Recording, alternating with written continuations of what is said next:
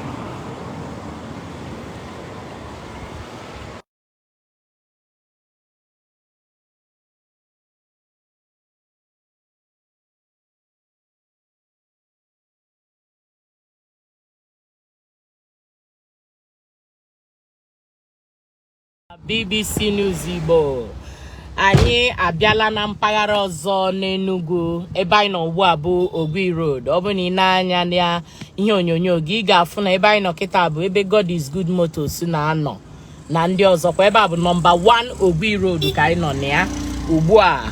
Ị na-anya n'aka ekpe ebe anyị ga-ahụ Osita Tech Polytechnic. Onya bụ ebe anyị nọ ugbu a. Anyị na-ewetara unu ebe dị iche iche n'Enugu ka anyị gwa unu ka nọdụ n'ụlọ asị wee na-aga n'ụbọchị tata. Chinwendu otu ama ị na-ekiri anyị na BBC News Igbo, ndewo. Unu karịrị akarị bụ ndị na-esonye anyị, sonyesie na anyị ike. Mike Madala ndewo na ịbatara na peji anyị inene ihe anyị na-eme n'ụbọchị nke tata. Chimezie Ogidi ndewo. Anthony Chukwujekwu ị na-ekiri anyị na BBC News Igbo.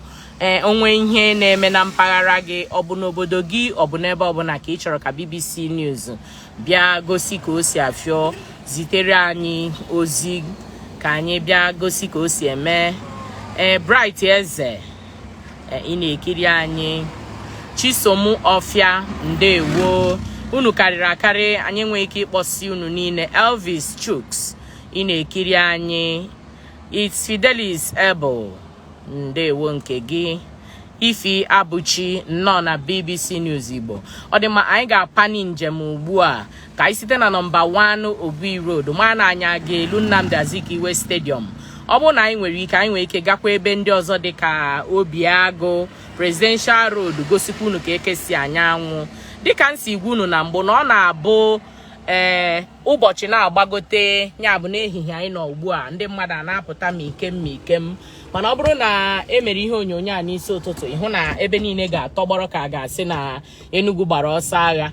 Mana ọ na-abụ ọnọtụzie nwantịntị ehihie ruo, ndị mmadụ enwe ike na-apụta nwantịntị maka na ndị mmadụ na-achọkwa na ihe afọ ga-eri. Ị na-anya kịta ebe a bụ Ogui Road, ebe ejikene ndị na-ere ihe electronics ụlọ ọba ahịa dị iche iche wee mara mana n'enu ka ebe niile si wee dị ugbu a o wee bụrụ ya anyị na-agbago ugbu a na-agafeche ụmụ ihe niile Tinuel, Bob Electronics, Bob L, The Moment ha karịrị akarị, Kriko, unu niile, Benny Brothers, ha ncha niile nọ na ogbe a. Inekwa anya n'ihe onyonyo gị ị ga-ahụkwa ụlọ ọba ego ndị ochie anụnwa n'ebe a ha agbachikọ were nnukwute igodo gbachie ọnụ ụzọ ụlọ ọba ahịa ha. Anyị na-agafe ebe a na-akpọ Subway, ya bụ Subway dị n'Ogui Road. Ịgachazịa Subway inweta Ogui Police Station. Na-ekene anya n'ihe onyonyo gị ka ịhụ na Ogui Police Station ji nnukwute igodo wee gbachipụ ụlọ ọrụ ha. Ya bụ onye kpachara anya daa iwu tata onwekwe ebe ị ga-eje wee kwuo ka o si wee dịara gị. Lee ya na ụlọ ọrụ ndị uwe ojii n'Ogui Road ji igodo gbachie ọnụ ụzọ ụlọ ọrụ ha. Ịgafechezie nwantọntọ ugwu a kịta gbọdaa inwetazie Nnamdi Azikiwe Stadium dị n'Enugu. Ndị niile na-azụ ahịa na ya bụ stadium ancha niile gbachikọ. Henrich, Mobituo ha karịrị akarị, ha niile mechiri emechi.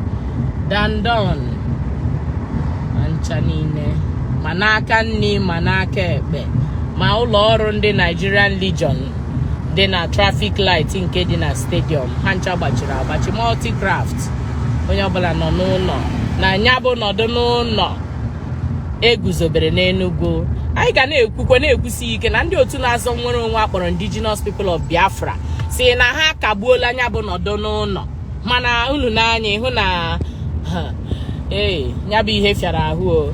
Ebe anyị tinyere isi kịta bụ ebe a na-akpọ Owerri Road, Okono. Anyị nweta St. Bridget's Asata na ndị ọzọ. St. Bridget's Catholic Church Asata ka anyị na-agafe ugbu a, gafee Golden Funds, gafee ebe dị iche iche, Life Bridge, ka anyị lụzie ebe a na-akpọ Polyclinic.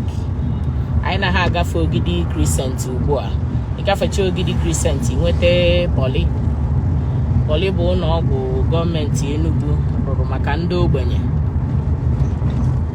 Ọ dị mma ịbịa n'aka nri nke a bụ ebe a na-ere agidi na akamụ n'Enugu a maka ndị maara ebe ọfụma. Ịcha agidi na akamụ ebịa ebe a. Ịgbada nwa obere nweta Udi Road. Udi Road a kịta agafechazịa ya anyị agbagotezie ebe a na-akpọ ọnụ asata anyị na-arịgo ugwu ya ugbu a bụ ijizie n'aka nri ịbanye Obiagụ, ịgabazịa n'iru gị ịbanye Presidential Road wee nwetawa ọnụ atọ na ebe ndị ọzọ. Ọ dị maka anyị mara ma anyị a ga-atinyeke n'isi na ya bụ Presidential Road gosikwa unu ka ekesi anyanwụ na ụzọ na-aga Obiagụ ugbu a, mana anyị ga-ahapụ kene nke Obiagụ ka anyị gaa Presidential Road. Ebe anyị na-abanye ugbu a bụ Presidential Road.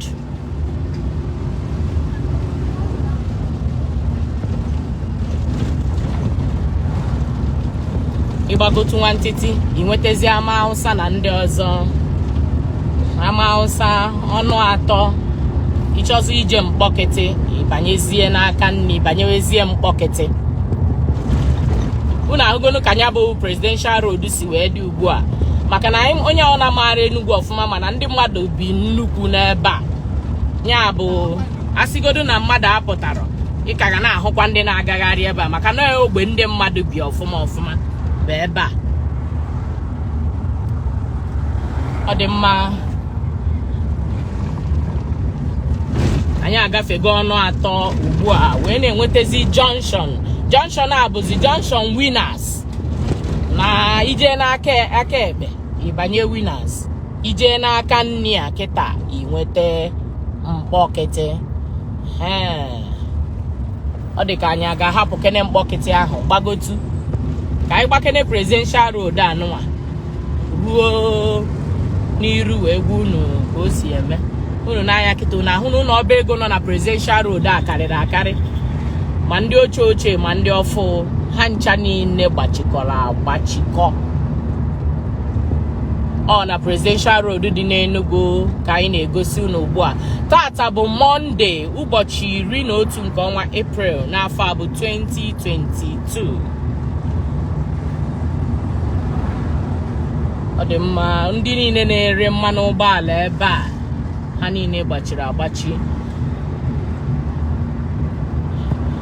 Nwantịntị oge unu ga-ahụ ya bụ Presidential Hotel ejibo mara ogbe a n'Enugu, mana unu mana ya bụ ụlọ nkwari akụ na ezumike ada arụzi ọrụ kamgbe ndị mara oge o mere na-ekwu na ọ karịala ihe dịka afọ 20 ya bụ 20 years. Ọ bụ ya bụ 20 12. Ọ dị. So my fantastic people, that brings us to the end of this update. Do well to like this video, share and subscribe if you haven't. Subscription is free. Please smash on that subscribe button that says subscribe and turn on the bell icon for more latest updates. See you when I see you. From me to you, from here, I said bye.